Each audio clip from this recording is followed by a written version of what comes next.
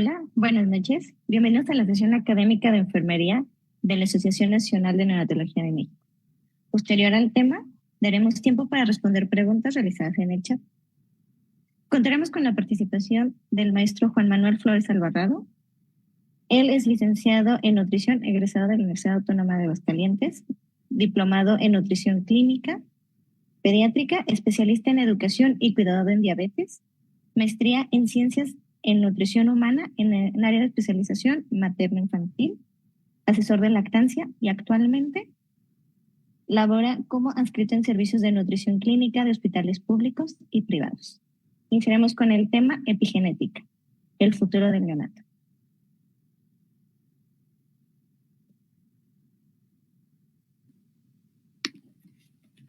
Listo, ¿qué tal? Hola, muy buenas noches. Muchísimas gracias por la presentación, licenciada. ¿Me puedes confirmar que se escuche bien mi micrófono, por favor? Te escuchamos bien. Perfecto, muchísimas gracias. Bueno, muy buenas noches a todo el auditorio. Para mí es todo un gusto y todo un placer compartir con ustedes en los próximos 45 minutos acerca de este tema que en los últimos años ha cobrado muchísima relevancia científica por el impacto que tiene en la salud de no únicamente de nuestras poblaciones de pequeñitos, sino el impacto que tiene a corto, mediano y largo plazo. Como ya lo mencionó la licenciada, pues bueno, el tema que el día de hoy les voy a presentar es epigenética, el futuro del neonato. Antes de continuar, mencionarles que esta plática está orientada desde el punto de vista de la nutrición, que es el área de especialización en la que yo me desarrollo, ya que pues, la epigenética la podemos estar estudiando de distintas áreas, de la medicina, pediatría, neonatología, etcétera, pero bueno, en este caso va muy orientado desde el área de la nutrición. Siguiente, por favor. Les presento la agenda, la dividí en 5 puntos principales. La primera de ellas es hablar acerca de la epigenética, definir qué es epigenética. Si es que no hemos escuchado este concepto, no nos queda muy claro, bueno, voy a tratar de explicarlo de una manera sencilla. Algunos conceptos generales, además continuaremos con algunos mecanismos implicados en la epigenética. Algunos antecedentes que marcan la pauta del inicio del estudio de la epigenética y, bueno, algunos estudios que me parecen importantes desde el punto de vista que quiero abordar esta plática y, bueno, al final algunos puntos claves que quiero también compartir con ustedes. Entonces, me pasa la siguiente, por favor. Bueno, muy bien, antes de iniciar, pues bueno, es importante retomar o aclarar ciertas definiciones que voy a estar utilizando durante esta presentación. Ustedes saben que nosotros como especie tenemos entre 25 a 32 mil genes que codifican para nuestras características propias de la especie. Llámese, por ejemplo, las características físicas de nuestro cuerpo, el color de nuestros ojos, cabello, las características del pelo, etcétera. Que nos define como especie. Sin embargo, dentro de nuestro material genético también tenemos otros genes que codifican para funciones o para acciones que impactan en el comportamiento fisiológico. Es por eso que se estudia la epigenética. Esta epigenética se define como las modificaciones en la expresión de los genes que no obedecen a una alteración en la secuencia del ADN. Estas modificaciones en la expresión de genes pueden ser heredables incluso 1, 2, hasta 3 generaciones posteriores. He ahí la importancia del estudio de la epigenética en la salud de nuestros pacientes. Algo que quiero aclarar antes de continuar es que no lo confundamos el término de epigenética con las modificaciones en las expresiones de genes con mutaciones en el ADN, porque ya estamos hablando, o modificaciones en la estructura, mejor dicho, que ya son mutaciones en el ADN. Estas simplemente son modificaciones en cómo se van a estar expresando los genes. Como lo vamos a ver un poquito más adelante, esta expresión de genes van a estar condicionados por ciertos factores ambientales que van a estar afectando a uno o varios genes con múltiples funciones en nuestro organismo.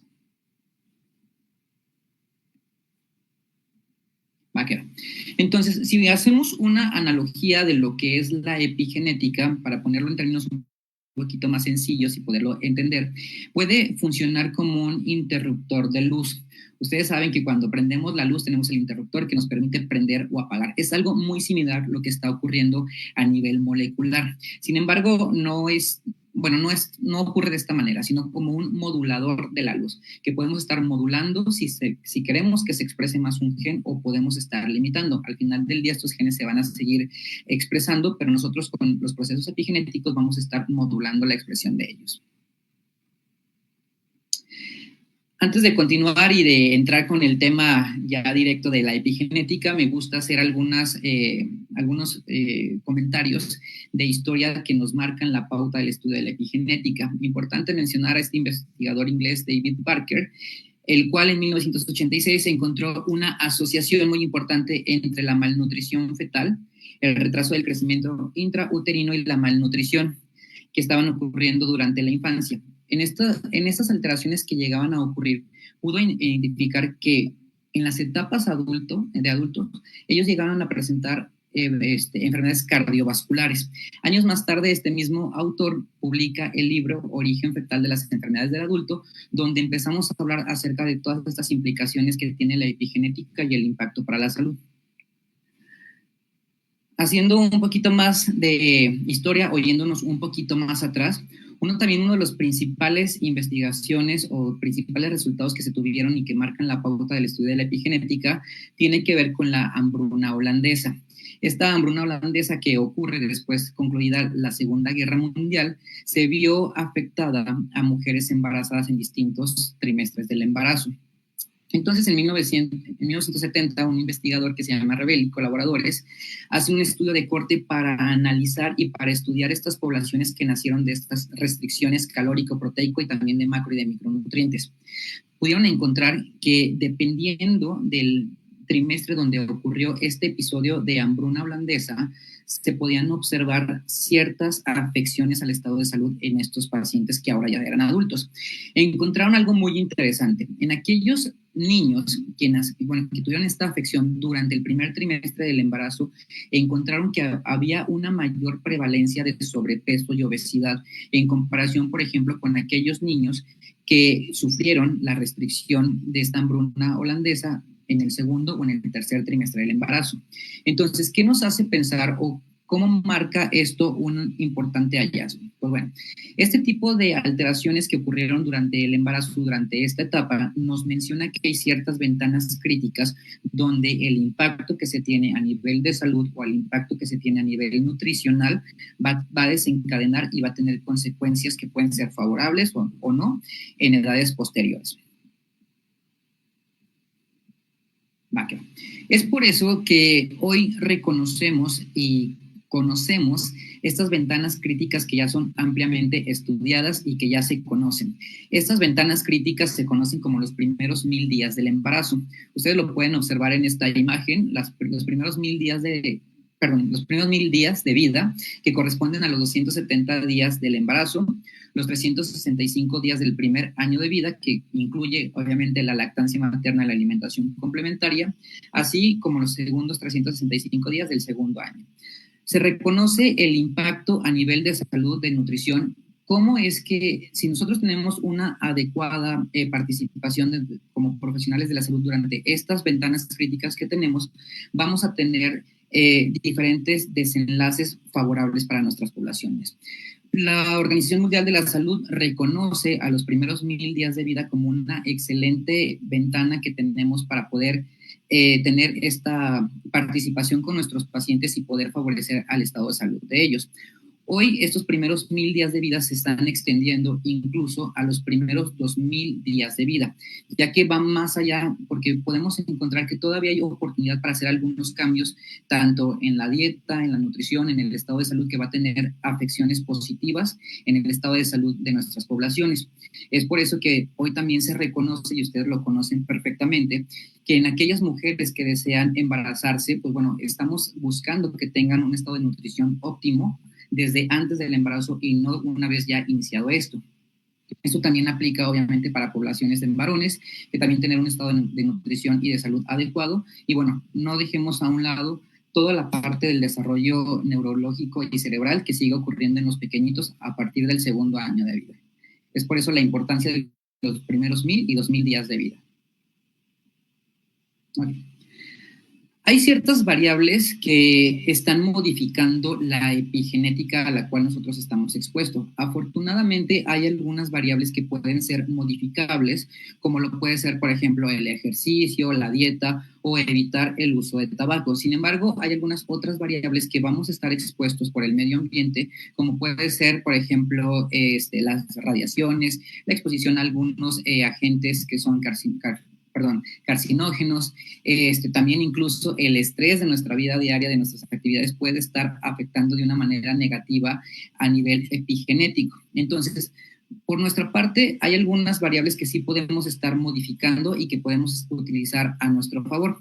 Todas estas variables van a estar participando en nuestro organismo, lo que va a permitir la activación o la inactivación de algunos genes, como ya lo mencioné anteriormente. Ahorita vamos a platicar más a detalle sobre el tema de la dieta, que es donde me voy a enfocar un poquito más. Y bueno, también aquí, al momento que estaba realizando esta presentación, me llamó mucho la atención sobre el efecto que tiene el ejercicio sobre la epigenética. Me encontré algunos artículos donde mencionaba que en aquellos papás que hacen ejercicio y que tienen descendencia también tiene un efecto, obviamente en el estado de salud de sus hijos, pero también esto tiene mucho que ver por qué hay un apego en ciertas poblaciones o por qué ciertos niños sí tienen un interés hacia el ejercicio. Entonces, hablar de epigenética realmente es algo bastante interesante y bueno, lo vamos a ver un poquito más adelante. Vale. Hablando de estas modificaciones que están ocurriendo y si lo vemos desde la etapa del embarazo, existen ciertas adaptaciones fetales que se pueden estar ocasionando en un microambiente y en un macroambiente. El microambiente pues, son todos esos estímulos que está recibiendo el bebé, como por ejemplo cómo se alimenta la mamá, cómo está el estado de nutrición de la mamá, si hay un consumo adecuado de ácidos grasos esenciales, si hay un consumo de micronutrientes esenciales durante el embarazo, todo esto a nivel microambiente va a tener ciertas adaptaciones fetales y esto nos dará distintos desenlaces. Y también estas adaptaciones fetales ocurren en un macroambiente. ¿Qué quiere decir eso? Que depende del estado de salud y de nutrición, también vamos a tener distintas adaptaciones y distintos desenlaces. Por ejemplo, ustedes conocen perfectamente que si una mamá inicia, por ejemplo, el embarazo con algún grado de obesidad, con sobrepeso o también de obesidad en alguno de sus 3 grados, o si desarrolla diabetes gestacional y esta no es controlada, si la mamá desarrolla también hipertensión o ya era hipertensa antes del embarazo, va a tener distintos desenlaces. En esta imagen que les estoy presentando es únicamente ilustrativa, pero para poder hacer una comparación en cómo estas adaptaciones nos dan distintos desenlaces. Del lado izquierdo de su pantalla ustedes pueden ver, imaginemos que es un pequeñito, un recién nacido de 39 semanas de gestación y que tiene 15 días de nacimiento. Podemos ver las características físicas del pequeñito y bueno, cuando hacemos tanto la medición de peso, de longitud, pues bueno, son las esperadas para la edad que tiene este pequeñito. Del otro lado, bueno, y supongamos que también nace de una mamá que cuidó su embarazo, que cuidó su alimentación, etc. Y del lado derecho, tenemos otro pequeñito que desafortunadamente nace de las mismas semanas de gestación, de una mamá que desarrolló diabetes gestacional, pero que no tuvo un apego al tratamiento tanto médico como nutricional en la diabetes gestacional. Ustedes aquí pueden observar 2 características clínicas y físicas totalmente diferentes. Tenemos a un niño macrosómico con un peso mayor a los 4 kilogramos. Entonces, todas estas adaptaciones que están ocurriendo en el micro y en el macroambiente nos están permitiendo la supervivencia de nuestra especie. Estas adaptaciones que se están desarrollando en el vientre de la mamá tendrán repercusiones, ya sean a favor o en contra, en edades futuras, ya sea en edades preescolares, en la adolescencia o incluso también en las edades adultas. Y nos pueden estar predisponiendo a padecer algunas enfermedades crónicas no transmisibles. Me paso a la siguiente, por favor. Okay. Este diagrama que les estoy presentando sobre la programación fetal y cómo es que ocurren procesos epigenéticos a nivel del microambiente, me gusta mucho compartirla porque nos ayuda a explicar cómo un estado de malnutrición, llámese por deficiencia o por exceso, ya sea desnutrición o por obesidad, va a tener implicaciones que van a tener repercusión en edades futuras. Vámonos del lado izquierdo de la pantalla. Aquí podemos observar que tenemos, por ejemplo, a una mamá que inicia su embarazo con un grado de desnutrición, por lo tanto tenemos una desnutrición materna. Esta desnutrición materna tendrá efectos negativos durante el desarrollo o durante el embarazo, que dará como resultado una desnutrición fetal, un retraso en el crecimiento intrauterino. Esto también estará afectando, obviamente, al crecimiento y desarrollo fetal, que va a estar alterado. Una vez que se llega al momento del nacimiento y cuando evaluamos y cuando se hacen estas valoraciones en el pequeñito de peso y de longitud, podemos observar que son niños pequeñitos con bajo peso. Entonces, para permitir esta supervivencia por un estado de malnutrición, por deficiencia, en este caso de desnutrición, llega a ocurrir una resistencia a la insulina. Esta resistencia a la insulina que está desarrollando el pequeñito que está en el vientre de mamá, está ocurriendo estos mecanismos para poder optimizar esa poca energía que está recibiendo y poder garantizar, por lo tanto, su supervivencia. Entonces, una vez que nace este pequeñito, con bajo peso y con una longitud pequeña, sabemos que si continúa por este círculo vicioso tendremos una desnutrición infantil que puede llegar a una edad adulta con una desnutrición en uno de los casos. Sin embargo, sabemos que cuando hay un tema de desnutrición infantil y que continúa en las edades adultas, por ejemplo, con una mala alimentación caracterizada por un consumo excesivo de alimentos industrializados de pobre aporte nutricional, podemos estar condicionando a este paciente a que esta resistencia a la insulina nuevamente pueda estar presente en la edad adulta y también hay un riesgo de estar presentando hipertensión. ¿Qué pasa con aquellos niños entonces que ya nacieron con bajo peso, pero en el transcurso de la vida, por malos hábitos de alimentación, nos vamos al otro extremo y llegamos al tema de sobrepeso y obesidad? Nuevamente, esta resistencia a la insulina puede estar presente, la misma que se desarrolló en etapas fetales, también se pueden estar presentando en las edades adultas. Tenemos a niños, en este caso ya son adultos con sobrepeso, con obesidad y que tienen riesgo de desarrollar un riesgo aumentado de desarrollar resistencia a la insulina, diabetes mellitus tipo 2, así como enfermedades cardiovasculares. Entonces, en aquellos adultos que nacieron con desnutrición, ahora tienen sobrepeso y obesidad, mujeres que se llegan a embarazar y que tienen algún grado de obesidad, empezamos entonces ahora del lado derecho con un ambiente obesogénico.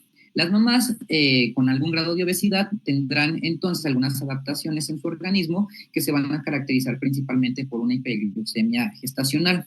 Este exceso de glucosa se va a estar transfiriendo a la placenta al pequeñito y para no ocurrir, para evitar esta glucotoxicidad que nos está presentando por un exceso de glucosa, hay ciertas modificaciones en la adiposidad fetal.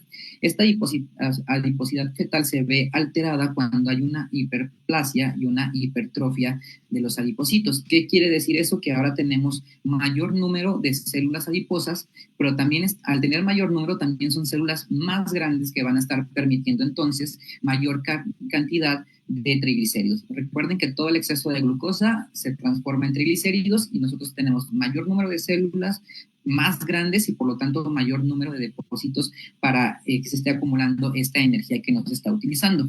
Eso nos dará como resultado una macrosomía con pequeñitos con un peso mayor a los 4 kilogramos y bueno, como lo vamos a ver un poquito más adelante, esto está marcando a aumentar el riesgo a presentar enfermedades crónicas no degenerativas en edades futuras.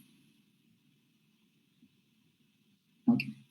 Hablando a nivel epigenético, les quiero hablar sobre el tejido adiposo, ahorita que estamos hablando de la hiperplasia y de la hipertrofia de los adipocitos a nivel, durante la etapa del embarazo, del desarrollo. Ustedes pueden ver del lado izquierdo una combinación de caracteres alfanuméricos. ¿Qué son cada uno de estos o por qué se los estoy presentando? Bueno, estos son cada uno de los genes que se han identificado y que codifican para tejido adiposo subcutáneo. Todos nosotros, por especie, tenemos estos genes. La epigenética, entonces, va a jugar un papel muy importante donde yo voy a estar, dependiendo de mi estilo de vida, de mi alimentación y de mi estado de salud, voy a estar haciendo que estos genes se puedan sobreexpresar. Si se sobreexpresan, yo voy a tener una mayor cantidad de tejido adiposo subcutáneo. Lo ideal es que estos genes, van a estar presentes, pero que no se sobreexpresen. Todo el tiempo van a estar presentes, van a estar activos, pero lo que nosotros estamos buscando a nivel epigenético es que no haya una sobreexpresión. Perdón, antes de continuar, se me olvidó mencionarlos que, por ejemplo, esta parte de los genes que codifican para tejido adiposo, además de la diapositiva anterior donde les hablaba sobre las adaptaciones que ocurren tanto por deficiencia como por exceso, eso puede estar explicando el por qué cada día tenemos mayor incidencia de sobrepeso y obesidad en nuestras poblaciones. También el diagrama anterior que les presenté nos permite también explicar por qué es tan complejo el tratamiento de la obesidad en nuestros pacientes. Hay algunos, gracias por regresarme, hay algunos pacientes que nos toca ver en la consulta de nutrición donde nos mencionan, es que yo gano de peso muy, muy rápido, aunque coma muy poquito. Pues bueno, todo esto puede estar, uno de los mecanismos que puede estar implicados es justo esto que que les acabo de explicar, cómo todas estas modificaciones que ocurrieron durante el embarazo pueden estar afectando en mi estado de nutrición en una etapa adulta. También esto nos ayuda a explicar un poquito el por qué hay ciertas personas que realmente, o sea, comen, o sea, con grandes cantidades, pero realmente no tienen tantas afecciones. O sea, sí hay una ganancia de peso, pero no hay una gran afección, por ejemplo, como en otras poblaciones. Entonces, eso nos explica el por qué es muy, muy complejo el tratamiento de la obesidad y también por qué siguen aumentando sobrepeso y obesidad en nuestras poblaciones y también en poblaciones pediátricas. Pasa la siguiente, por favor. Otra más.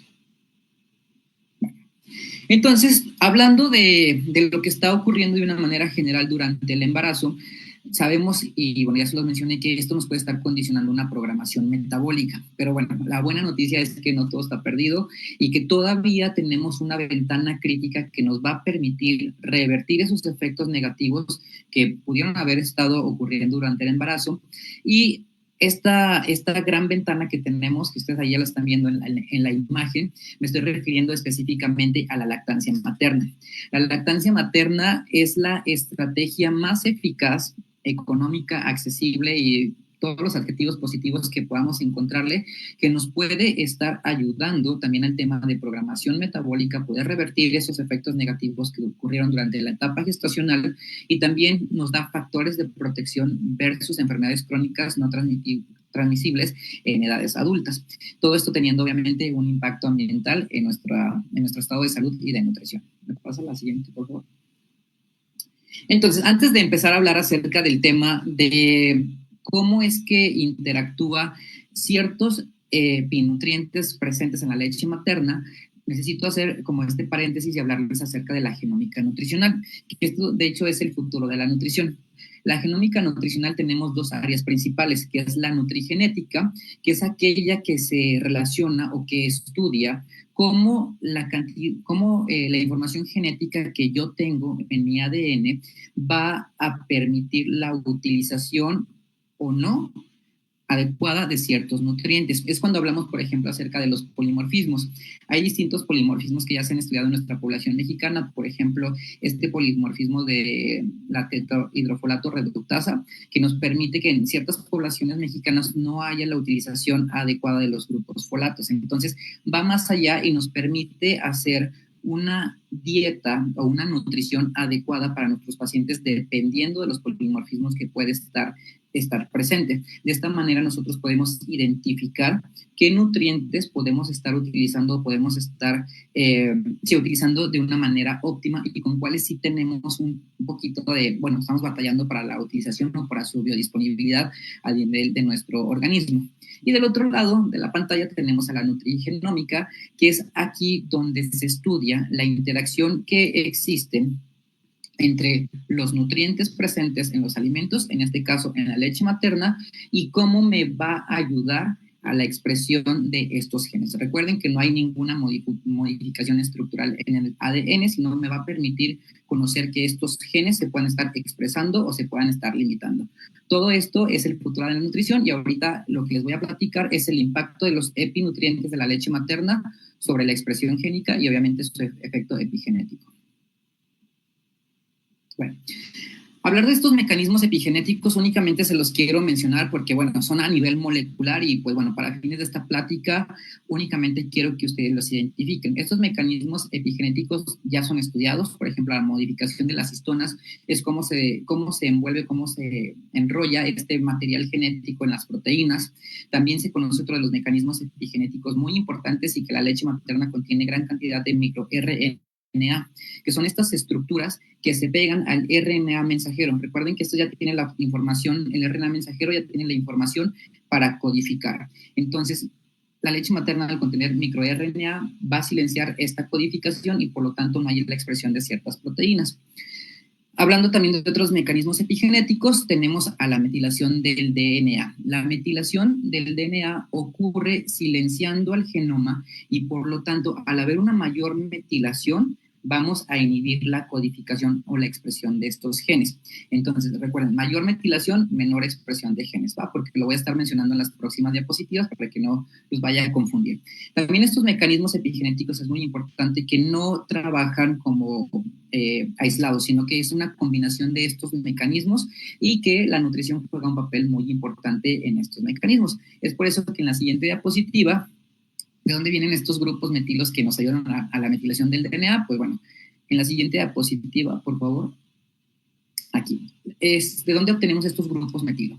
Tampoco me quiero detener mucho en esta parte, pero me parece muy interesante mencionárselos. Ustedes pueden observar en la parte superior de la diapositiva que obtenemos el folato, que es la forma en la que la obtenemos, el folato de los alimentos o del ácido fólico en su versión sintética.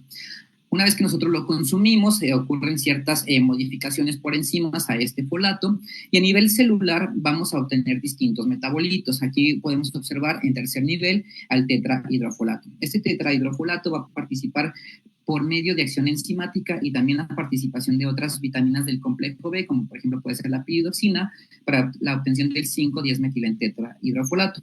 Este compuesto que ustedes ven del lado izquierdo puede continuar la vía de la síntesis de los ácidos nucleicos o puede continuar en la obtención del 5-metiltetrahidrofolato. Este también juega un papel muy importante para la donación de los grupos metilo. Con la participación de la cianocobalamina obtenemos la metionina. Y a su vez por reacciones químicas obtenemos el S-adenil. Bueno, aquí ustedes lo pueden ver, este es SAM. Este SAM va a jugar un papel muy importante, ya que este es el metabolito que nos va a permitir la donación de estos grupos metilos, que me va a estar silenciando al genoma. Por lo tanto, la expresión de estos genes que no queremos que se expresen va a estar limitada. Entonces, ¿qué es lo que les quiero transmitir con esta diapositiva? Que es muy importante que durante las etapas críticas del desarrollo, por ejemplo, en sus primeros 1,000 o 2,000 días de vida, tener un aporte adecuado de folato, bueno, y de las vitaminas que conforman el complejo B. Como ustedes lo pueden estar aquí observando, pues también participa la piridoxina, cianocobalamina, riboflavina y obviamente el folato. Entonces, un aporte adecuado nos va a permitir tener grupos metilos disponibles que están participando en estos procesos de metilación del genoma.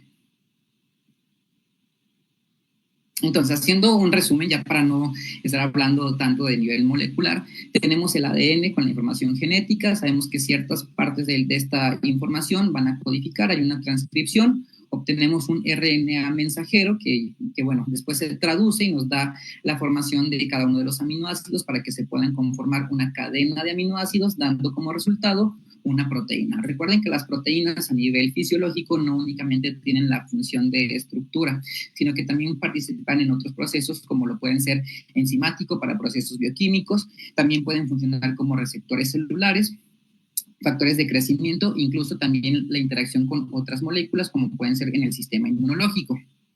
Todo esto a nivel molecular que está ocurriendo y que no nos damos cuenta, tiene un efecto epigenético que nos dará como resultado un fenotipo de salud o de enfermedad. Entonces, hablando acerca de la leche materna humana y su efecto epigenético, es importante recordar y que no nos quede ninguna duda que la leche materna tiene una composición de macro y de micronutrientes con una calidad y una cantidad adecuada que permita el crecimiento y el desarrollo óptimo de estos pequeñitos que están en crecimiento y en desarrollo. Tiene la cantidad adecuada de proteína, también la cantidad adecuada de grasas, hidratos de carbono, etcétera. Pero si vemos más allá de la leche materna como un alimento que es adaptativo, de hecho es todo un tejido vivo, podemos decir que la leche materna es un alimento funcional modelo. ¿Por qué? Porque tiene compuestos bioactivos que la industria de alimentos está muy lejos de poder similar la composición de estos compuestos bioactivos en la leche materna. Sabemos que ha habido ciertos avances en la industria, pero bueno, todavía falta muchísima investigación para poder estar agregando enzimas, puede estar agregando, por ejemplo, hormonas como lo puede ser la leptina, la adiponectina, factores de crecimiento. Incluso la leche materna contiene una gran cantidad de tercer componente más abundante presentes son los oligosacáridos de leche humana, que ya tienen muchos años de investigación y que hoy se reconoce en la literatura más de 200 estructuras diferentes de oligosacáridos de leche humana. Estos oligosacáridos ya estamos empezando a escucharlos un poquito más, ya nos estamos relacionando más con el término porque se reconoce el efecto que tiene prebiótico y cómo favorecen estos oligosacáridos presentes en la leche materna con sus más de 200 especies diferentes y el impacto positivo que tiene en la microbiota intestinal de este lactante, promoviendo bacterias benéficas que ayudan a la maduración del sistema inmunológico. Recuerden que el 70% de las células inmunológicas se encuentran en el intestino. Entonces, es por eso que si nosotros estamos dando cantidades adecuadas provenientes de la leche materna, tenemos un impacto, o sea, epigenético y a nivel sistémico de nuestros pacientitos. ¿Me pasan la siguiente, por favor? Ok. A continuación les voy a presentar algunos estudios, no me quiero detener mucho en esta parte, donde ya se ha estudiado el efecto epigenético que se tiene de ciertos epinutrientes presentes en la leche materna y el efecto que tiene en el epigenoma. Por ejemplo, aquí tenemos que se los estoy mostrando, únicamente les presento la portada por si tienen curiosidad de poderlos analizar. Entre que se analiza la influencia de la duración de la lactancia materna sobre el epigenoma metabólico, y me pasa la siguiente, por favor, y este estudio donde se analiza el efecto de la metilación del DNA, el efecto que tiene la lactancia materna sobre la metilación del DNA y sobre la descendencia. ¿Qué fue lo que encontraron o qué es interesante y qué nos ayuda a explicar estos efectos benéficos desde el punto de vista epigenético, una lactancia materna exclusiva? Pasa la siguiente. Entonces, lo que ellos encontraron es que hay una menor metilación en el gen LEP. Este gen nosotros lo tenemos como especie. Este gen LEP codifica específicamente para la hormona, la leptina, que es una hormona con características anorexigénicas. Por lo tanto, está relacionada muchísimo con el tema de la saciedad. Entonces, se ha encontrado que la leptina es importantísimo para las conexiones neuronales que están regulando el apetito y el gasto de energía. Por ejemplo, en pequeñitos donde son alimentados con fórmulas infantiles había una mayor metilación. Entonces, ¿qué quiere decir eso? Que este gen no se estaba expresando de igual forma en comparación con los niños que son alimentados con el seno materno. Este mecanismo de menor metilación del gen LEP podría ser uno de los mecanismos implicados sobre por qué la lactancia materna exclusiva es un mecanismo de prevención de sobrepeso y obesidad en edades tempranas y que también puede ser hasta en edades adultas. Otro hallazgo que se encontraron en estos estudios que les estaba presentando en los dos anteriores es que hay una menor metilación en dos tipos de genes. En el gen CDKN2A, que es un gen que también nosotros lo tenemos en nuestro código genético, se encontró una menor metilación y este gen codifica para la supresión de tumores. En estudios murinos, algo me parece aquí, ok, ya. En estudios murinos, específicamente en ratas, el gen SLC24, que codifica para transportador de glucosa, se encontró que hay una menor metilación en aquellas ratitas que consumieron leche de sus madres. ¿Qué quiere decir eso? Que entonces nosotros estamos codificando para los famosos GLUT. Recuerden que son toda esta parte que ocurre para la para poder utilizar la glucosa adecuadamente. Entonces, ¿qué podemos encontrar con estos hallazgos en estas publicaciones? Que efectivamente la lactancia materna tiene ese efecto protector para evitar el desarrollo de ciertos tipos de tumores y también que nos ayuda muchísimo al tema del metabolismo de la glucosa en edades futuras, disminuyendo el riesgo de diabetes mellitus tipo 2 y también de resistencia a la insulina.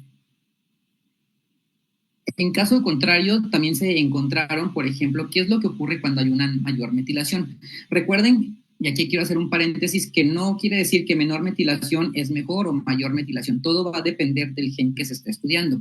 Por ejemplo, en este gen, que es el gen de neuropéptido Y, que también se estudió en modelos murinos, específicamente en ratas, se encontró que en aquellas ratitas que eran alimentadas con leche materna, de las ratitas, encontraron una mayor metilación de este neuropéptido Y. Por lo tanto, había menor expresión del neuropéptido que tiene una función orexigénica. Por lo tanto, estas ratitas alimentadas con leche materna no presentaban mucha hambre, aún no había una ganancia excesiva de peso, por ejemplo, en comparación del otro grupo donde fueron alimentados con otra forma de alimentación, donde hubo una menor metilación y por lo tanto este gen neuropéptido estaba sobreexpresado. Este artículo, hablando de ciertas hormonas que están presentes en la leche materna, donde se analiza el impacto de la adiponectina, leptina, insulina en la leche materna y cómo es que afectan o cómo se pueden ver relacionadas con la composición corporal de los pequeñitos durante el primer año de vida. Algo muy importante ahorita que estamos hablando acerca de la leptina, adiponectina, etcétera, en este estudio se encontró que a mayores concentraciones era inverso al peso para la longitud y al IMC. ¿Qué quiere decir eso? Que había mayores concentraciones de leptina, pero había un peso esperado para estos pequeñitos en comparación con los niños que fueron alimentados con fórmulas infantiles, donde había menor expresión o menor cantidad de leptina y había una mayor ganancia de peso. Aquí también quiero hacer un paréntesis para que no haya una confusión. El hecho de que haya una mayor ganancia de peso no quiere decir que sea mejor. Recuerden que también hay otros mecanismos que están implicados en la ganancia de peso cuando estamos utilizando otras formas de alimentación que es diferente a la leche materna. Recuerden que algunas fórmulas infantiles contienen una mayor concentración de aminoácidos insulinogénicos que también tienen un impacto a nivel epigenético y por lo tanto también mayor ganancia de peso por toda esta parte de la hiperplasia y de la hipertrofia que está ocurriendo a nivel adiposo. Siguiente, por favor. En esta parte se habla acerca sobre el efecto epigenético de la lactancia sobre ciertos epinutrientes que están presentes en la leche materna. ¿Qué fue lo que encontraron o por qué es tan importante el estudio de las grasas presentes en la leche materna? ¿Me pasa la siguiente, por favor? Entonces, recordemos que la leche materna tiene una composición propia de las grasas y que es muy diferente a la que está presente en la leche de vaca. Nuevamente, aquí nada más hacer un pequeño resumen, podemos ver los componentes propios de la leche materna en sus porcentajes y pues bueno, tenemos un 4% de lípidos. La grasa es el componente más variable en la leche materna, que vemos que hay un rango que va de 22 a 62 gramos por litro. La grasa también es muy importante porque dependiendo de la calidad nutrimental que está teniendo la mamá durante el periodo de lactancia, va a modificar la composición del tipo de grasas por las cuales se van a estar transmitiendo al pequeñito. La siguiente. Es por eso que los niños que son alimentados, por ejemplo, con leche materna, tienen un perfil lipídico y que también esto se va a traducir en edades futuras a tener un mejor metabolismo de las grasas en edades adultas.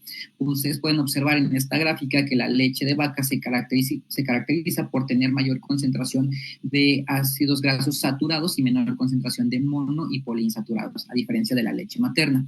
Entonces, esto también podría estar explicando el por qué los niños alimentados con leche materna tienen un mejor perfil lipídico. Siguiente, por favor. Entonces, hablando de estos ácidos grasos poliinsaturados de cadenas muy largas, tenemos dos familias principales, que son los famosos omega 6, que se derivan a partir del ácido linoleico, y el famoso omega 3, y sus metabolitos, bueno, que este es a partir del ácido linolénico. Lo ideal es que en nuestra dieta tengamos una relación de 2 a 1, 2 de omega 6, 1 de omega 3. que sería como la relación ideal o de 1:1. Sin embargo, en la población occidental y nuestro estilo de vida y el tipo de alimento que estamos consumiendo, esta relación no se respeta. Esta relación incluso se ha llegado a reportar en una relación de 16:1. Entonces estamos teniendo mayor consumo de grasas a partir de omega 6 y un consumo muy limitado de omega 3 en nuestra dieta. Estos omega 3, principalmente el famoso EPA y el DHA, debemos de asegurar un aporte adecuado durante el periodo de lactancia. Es por eso que se sugiere que las pacientes, las mamás lactantes, tengan por lo menos un consumo de 100 gramos 2 veces a la semana de pescados de aguas frías que tienen una gran cantidad de este tipo de ácidos grasos, que ahorita les voy a platicar cómo es que funcionan a nivel epigenético. Bueno, estas grasas que el pequeñito está obteniendo, estos ácidos grasos poliinsaturados DHA, EPA, que está obteniendo a través de la leche materna, van a jugar un papel muy importante a nivel nuclear.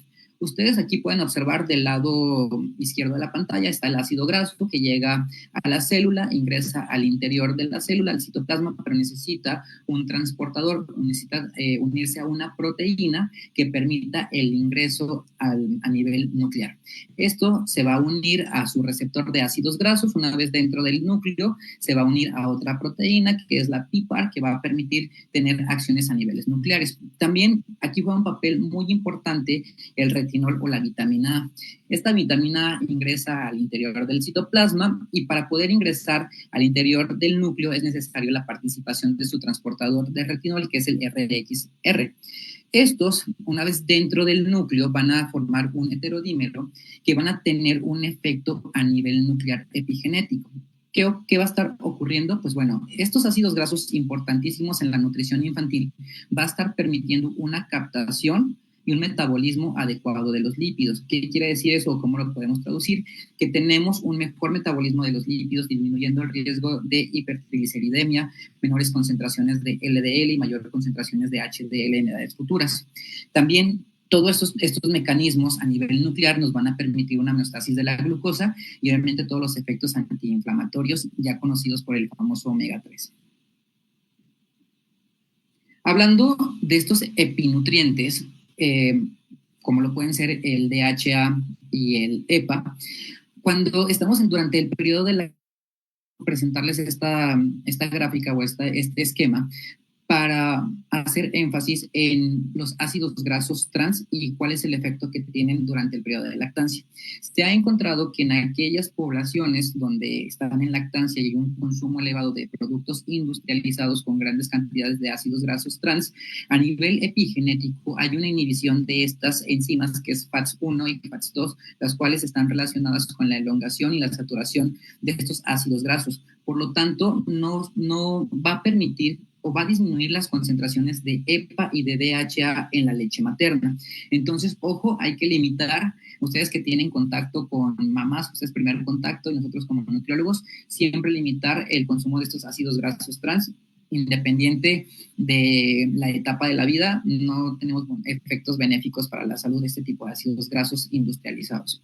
Por otro lado, en el periodo de lactancia también existen ciertos mecanismos que están implicados cuando hay una baja concentración de EPA y de DHA. ¿Qué está ocurriendo a nivel nuclear? Pues bueno, cuando se detecta que hay una menor concentración de estos LC-PUFAs, también se echan a andar ciertas enzimas que van entonces a promover la elongación y la saturación de estos ácidos grasos a partir de omega 3 para la obtención de EPA y de DHA. Caso contrario, ¿qué ocurre cuando una mamá está teniendo un mayor consumo de EPA y DHA? Pues bueno, evitamos o limitamos que haya una mayor concentración de EPA y ocurren mecanismos totalmente contrarios. Entonces, esas mismas enzimas, pero se ven limitadas y esto está ocurriendo a nivel nuclear. Este estudio muestra sobre las concentraciones de DHA en leche materna madura en mujeres con bajo perfil económico. Como se los mencionaba, las grasas presentes en la leche materna van a depender muchísimo sobre la calidad de las grasas que se están consumiendo durante este periodo. Sin embargo, como ya se los mencioné ahorita, hay ciertos mecanismos que nos pueden ayudar a aumentar estas concentraciones. Sin embargo, sí es necesario que podamos también nosotros estar otorgando una calidad en los ácidos grasos en la leche materna. Bueno, ¿qué es lo que encontraron en este estudio? Es algo muy, muy interesante. Al analizar la concentración de DHA en las mujeres adultas, a los 3 meses se encontraron una concentración de 0.14%, en un rango que va del 0.2 al 0.21. Lo ideal o lo sugerido es que la leche materna debe de contener una concentración al menos de 0.3% de DHA. Entonces, en estas mujeres que estaban teniendo una mala calidad de alimentos ricos en DHA, vemos que el 92% de las mujeres no alcanzaron el valor recomendado de la leche. Sin embargo, si no están teniendo fuentes suficientes, este porcentaje, pues bueno, realmente va a ser limitado. Pero como ya se los expliqué, hay ciertos mecanismos que nos van a poder ayudar a poder aumentar esas concentraciones en la leche materna. Ya para terminar, esta es casi la última diapositiva. Hablar de epigenética no es hablar únicamente de un tema que es aislado o que está funcionando por sí solo. En este metaanálisis se analiza el efecto que tiene la lactancia materna exclusiva sobre la microbiota intestinal en distintas poblaciones pediátricas. Uno de los hallazgos más interesantes es que la leche materna tiene un papel importante en el desarrollo de la microbiota intestinal, que hablamos de microbiota y leche materna, sería para otra plática porque es un tema bastante extenso. Entonces, se encuentra suficiente evidencia para mencionar que los beneficios de tener una lactancia materna exclusiva durante los primeros 6 meses de vida tienen efectos de salud a corto, mediano y largo plazo. En la siguiente diapositiva podemos observar cómo es que existe una interacción de la epigenética con el microbioma y también cómo la nutrición está participando. Entonces, cuando hablamos de epigenética no lo podemos estar hablando como algo que está ocurriendo a nivel nuclear, sino aquí podemos observar que la nutrición tiene un efecto directo sobre la epigenética, pero también sobre el microbioma. Este microbioma a su vez va a interactuar con la epigenética, y todo es por eso que como profesionales de la salud tenemos que estar promoviendo un estilo de vida saludable desde el punto de vista de nutrición, una adecuada alimentación en las diferentes etapas de la vida, obviamente haciendo énfasis en las ventanas críticas que ya les mencioné. Todo esto que está ocurriendo en los primeros 1000 días de vida, estamos buscando el ambiente óptimo.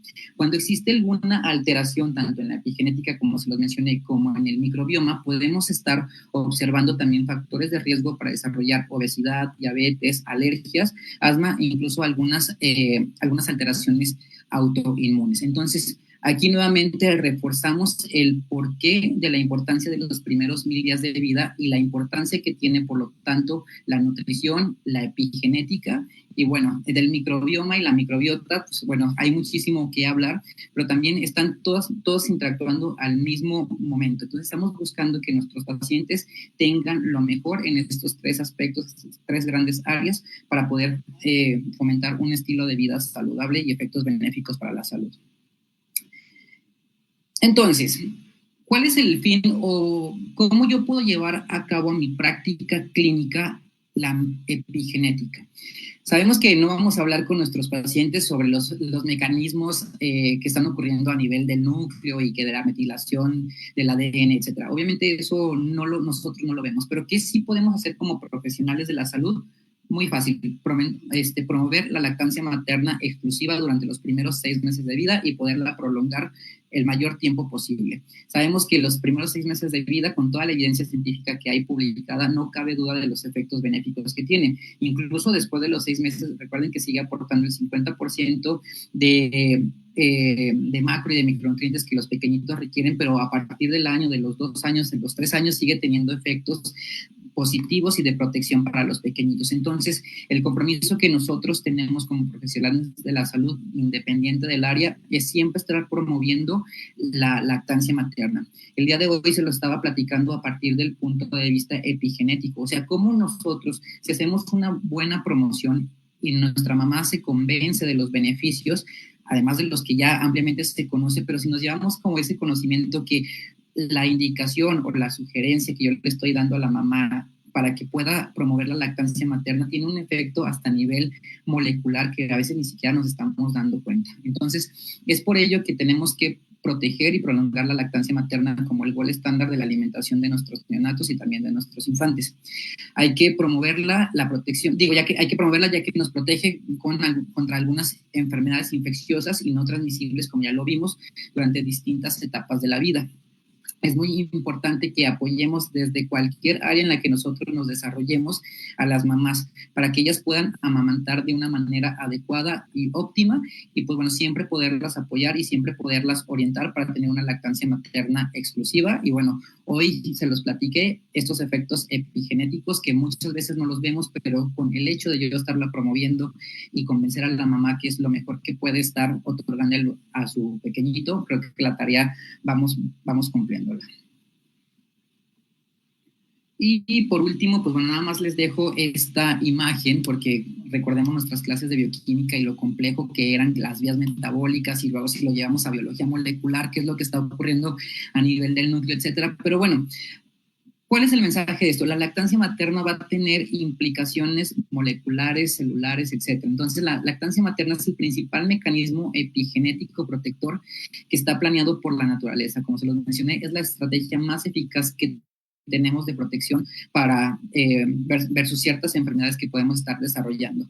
Es la principal ventana de oportunidad que tenemos para lograr un beneficio en la salud de nuestros pequeñitos. Y bueno, recuerden que, la última por favor, recuerden que los genes que ya tenemos más nuestros hábitos y el ambiente nos dará como resultado un ambiente de epigenética que esperemos sea favorable para nuestra salud y para nuestro ser. Muchísimas gracias.